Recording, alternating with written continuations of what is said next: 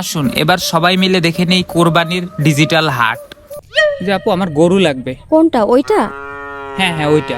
আচ্ছা, সামনের কাউন্টারে যান, ওইখানে টাকা জমা দিয়ে গরুর টোকেন নিয়ে আসেন। গরুর টোকেন? আচ্ছা ঠিক আছে আপা। ভাই এই নেন টাকা, একটা গরুর জন্য টোকেন দেন তো। আচ্ছা ভাই, এদিকে দেন। এই নেন ভাই আপনার টোকেন। আপনি এবার 1 নম্বর কাউন্টারে যান, যে গরুর টোকেনের টোকেন নিয়ে আসেন। গরুর টোকেন আবার তার টোকেন? ওকে ভাই ঠিক আছে। আপা সে আবার আপনার কাউন্টারে পাঠাইছে, বলছে গরুর টোকেনের টোকেন নিয়ে আসতে। এই যে নেন ভাই গরুর টোকেনের টোকেন। এবার কাউন্টার নাম্বার 3-তে যান, যে একটা টিকিট কেটে নিয়ে আসেন। আচ্ছা টোকেনের টিকিট। আচ্ছা ঠিক আছে ভাই, একটা টোকেনের টিকিট দেন তো। এই নেন ভাই আপনার টোকেনের টিকিট। এবারে এই কাগজপত্র নিয়ে সামনের টেবিলে যান, ওখানে একটা গবাদি পশুর ফর্ম আছে, ফর্মে গরুর নাম লেখায় নিচে আপনার সাইন করে নিয়ে আসবেন। আচ্ছা ভাই ঠিক আছে। ভাই এই যে খাবারের ফর্ম পূরণ করে দিছি, নিচে সাইনও করে দিছি।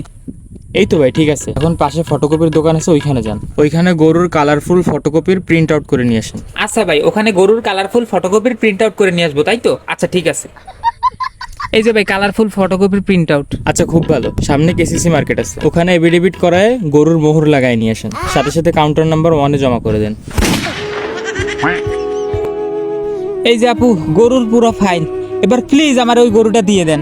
দাঁড়ান ভাই, আমি একটু কাগজপত্র চেক করে দেখি।